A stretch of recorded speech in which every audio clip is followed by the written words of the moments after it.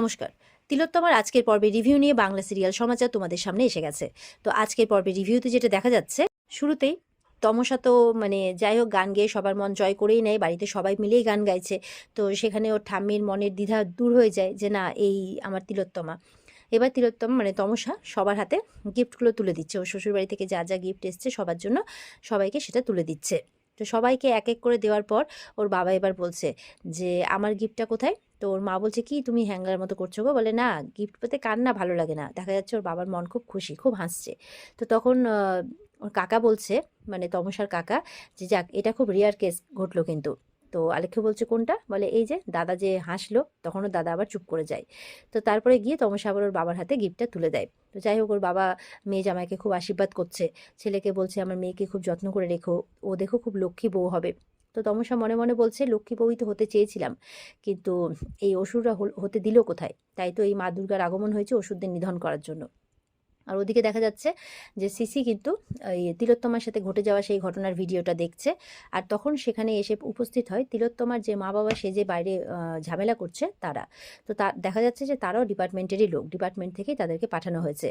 তো এবার বলছে যে ওই ভিডিওটা তারাও দেখছে, বলছে ইনি কে, বলছে এই তো তিলোত্তমা। বলছে তার ম্যাডাম ঠিক কথাই বলছিলেন, ওনার সাথে সত্যি অন্যায় হয়েছে। তাই বলছে এই এই সমস্ত মানুষদের তো শ্যুট করে দেওয়া উচিত। ওই গুন্ডাগুলোর কথা বলছে। বলছে সেই জিনিসটা এসিপি তমসা মুখার্জির জন্য তোলা আছে আর কি। তো উনি করবেন এনকাউন্টারটা, তাই বলছে। তো এবার ওনারা বলছেন যে তমসার সাথে একবার কথা বলতে চাইছে ম্যাডামের সাথে। তো তখনই তমসার ফোনে একটা ফোন আসে। এবার ওরা ফোন করেছে, তাদের নাম হচ্ছে একজন বিক্রম দুবে, একজন শিখা। তো বলছে যে ওদের শাস্তি দিতেই হবে ম্যাডাম, তাই বলছে। তো তমসা বলছে আমি কিন্তু আপনাদের ভরসা করেছি। বলে হ্যাঁ, আমরা ভরসার দাম রাখবো, ওদের শাস্তি পাইয়ে দিতে আমরা আপনাকে সাহায্য করবো, আপনার পাশে আছি আমরা। তো এইভাবে কথা হয়। তখন সেখানে কথা হতে হতে ওদিকে ঐশী আসে। তো তমসার কথা ততক্ষণে হয়ে গেছে। ঐশী বলছে কার ফোন, পেশেন্ট পার্টির? তো বলছে হ্যাঁ। ঐশী কিন্তু চোখে জল। বলছে পেশেন্ট কেমন আছে? বলছে সেন্স নেই, কোমাতে আছে। ঐশী বুঝতেই পারছে এটা তিলোত্তমার কথা বলছে, আর এই তিলোত্তমা না, এটা তমসা, সেটা ঐশী আগে থেকেই বুঝতে পেরেছে। তো ঐশী তো চোখ থেকে জলই থামছে না কথা শুনে। তখন তমসা বলছে কাঁদিস না, মনকে শক্ত কর, কিচ্ছু হবে না। বলছে চোখের জল ফেলতে নেই, অকল্যাণ হয়। এই বলে যখন তমসা যাচ্ছে তখন ঐশী বলছে বাঁচাতেই হবে কিন্তু। তখন তমসা বলছে বাঁচবে, বাঁচার মতো করে বাঁচবে, সে প্রমাণ করে দেবে, কঠিন নয় তো বাঁচা।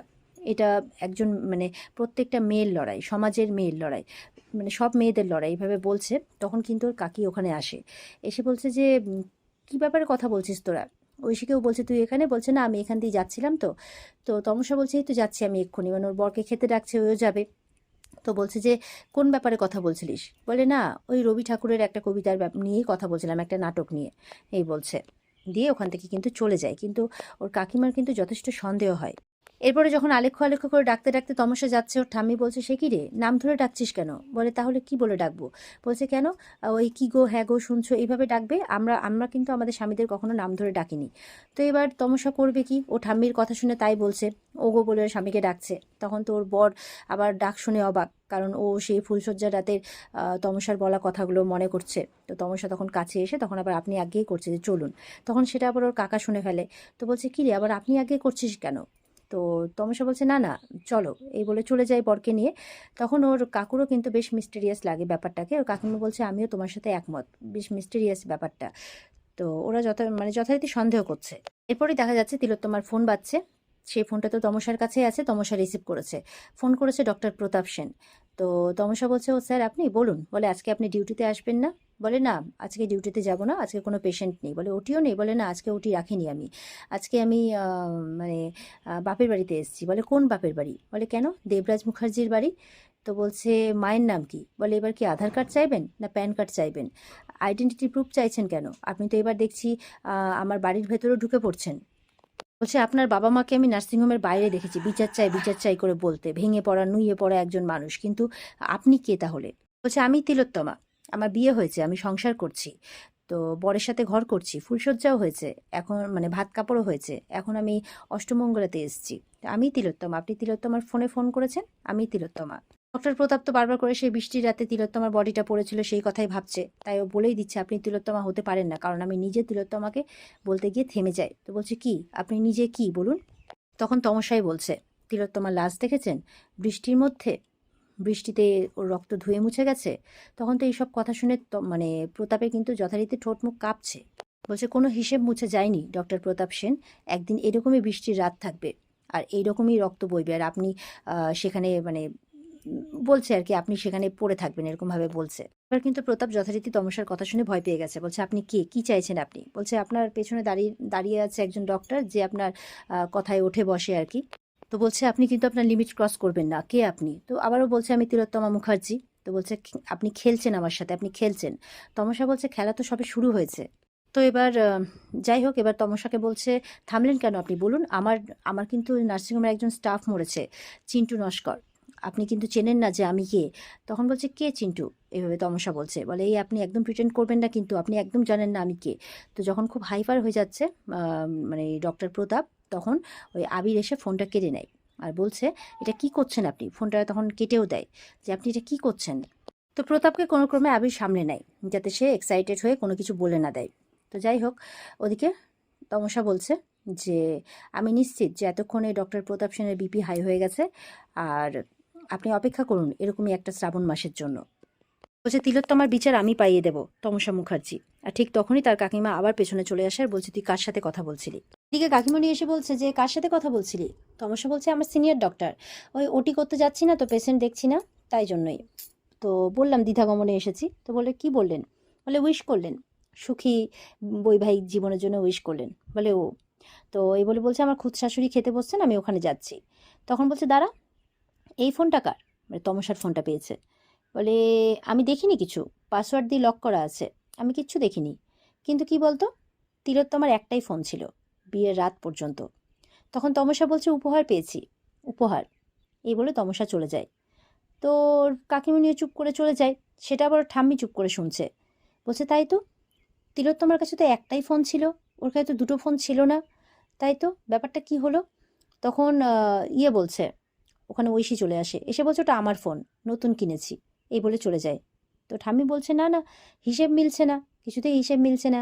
ও গানটাও আগের মতো সুরে গাইলো না, হিসেবগুলো যেমন কেমন বেসুরো হয়ে যাচ্ছে, এভাবে বলছে। এদিকে ডক্টর প্রতাপকে বলছে আবির আপনি কি করছেন? আপনি এক্সাইটমেন্টে এসব কি করছেন? আপনি বুঝতে পারছেন না, আপনি ধরা পড়ে যাবেন। তখন বলছে যে আমি ওই দিন কি তিলোত্তমার বডিটা পোড়ানো হয়েছিল? বলে হ্যাঁ, ডেথ সার্টিফিকেট, পোস্টমর্টম। বলে আরে ধুর, ওগুলো তো আমি বানিয়েছিলাম, জালি নকল ওগুলো। আমি ওই শ্মশানের রিসিপ্টটা দেখতে চাই। তখন ওখানে বৃন্দা আসে, আপনার সাথে কিছু কথা আছে আমার। বলে কি কথা? বলছে যে নিচে তিলোত্তমার বাবা মায়ের সাথে আপনি কথা বলেছিলেন? বলে হ্যাঁ। বলছে যে মানে ভিকটিমের বাবা মায়ের সাথে কথা বলেছিলেন? তাই বলছে। বলে হ্যাঁ, তিলোত্তমাকে আইডেন্টিফাই করেছে। তো বলছে কি বলছেন আপনি এইসব কথা? তিলোত্তমা আমার যেই বাড়িতে বিয়ে হওয়ার কথা, আবির ব্যানার্জি তার ভাইয়ের বউ তিলোত্তমা। বলে কি বলছেন? বলে হ্যাঁ। আপনি কি করছেন? আপনি কেসটাকে ইমিডিয়েট ধামাচাপা দিন, এরকমভাবে মানে বলছে আর কি, কথা বলা বলি হচ্ছে। বৃন্দা বলছে ও জীবিত, আপনি কি করছেন? কেসটাকে ধামাচাপা দিন, না হলে কিন্তু। ডক্টর প্রতাপ বলছে আপনি আমাকে হুমকি দিচ্ছেন? অ্যাম্বুলেন্সে 5 কোটি টাকা এসছে, তার অর্ধেক টাকা পাঠিয়ে দেওয়া হয়েছে। লাভের গুড় যখন খাচ্ছেন তখন ধামাচাপা দেওয়ার দায়িত্বটা শুধুমাত্র আমার নয়। বলছে আমি ফাঁসলে পুরো ব্যানার্জি পরিবারও ফাঁসবে, এই বলে চলে যায়। বীর বলছে আপনি কিছু মাইন্ড করবেন না প্লিজ। বৃন্দা বলছে মাইন্ড তো করারই কথা, উনি আমাকে থ্রেট করে গেলেন, এই বলে ফোন করতে করতে বেরিয়েছে বাইরে। বৃন্দা ফোন করেছে আবিরকে, বলছে আজকে আমাকে ইনসাল্ট হতে হলো। বলে কি, কেন? বলছে ডক্টর প্রতাপ আমাকে ইনসাল্ট করলেন। বলছে কেন? বলছে যে এখানে কোন মেয়ের নাকি মৃত্যু হয়েছে, কিন্তু সেটা কাম্য নয়। আমি বললাম সেই ফাইলগুলো সব কিছু ধামাচাপা দিয়ে দিতে, কিন্তু উনি বারবার করে তিলোত্তমা তিলোত্তমা তিলোত্তমা বলছে। কি নাম বললে? বলে তিলোত্তমা। তিলোত্তমা নাকি মারা গেছে, তিলোত্তমা নাকি ওপর থেকে পড়ে মারা গেছে, তিলোত্তমার নাকি লাশ পাওয়া গেছে, উনি দেখেছেন, সেই লাশ নাকি জ্বালিয়ে দেওয়া হয়েছে, এইসব কথা বলছেন। এই তিলোত্তমার নামটা শুনে তো আবির অবাক হয়ে যায়। আর এখানে কিন্তু আজকে পর্ব শেষ হয়ে যায়, কারণ এই নামটা শোনার জন্য কিন্তু অনেকদিন থেকে ওর অপেক্ষায় ছিল, কোন ডাক্তারের মৃত্যু হয়েছে, কি নাম তার, সেই নামটা সে শুনে ফেলেছে। আর এখানেই আজকের পর্ব শেষ হয়ে যায়। তো এই ছিল আজকের পর্বের রিভিউ। কেমন লাগছে কমেন্টে জানাবে, আর আমাদের সাথে জুড়ে থাকতে চ্যানেলকে সাবস্ক্রাইব করবে। দেখা হচ্ছে তোমাদের সাথে আগামীকালকে। সবাই খুব ভালো থাকবে। আজকের মতো পর্বের রিভিউ এই পর্যন্তই। বিস্তারিত দেখতে অবশ্যই স্টার জলসার পর্দায় চোখ রাখবে। টাটা।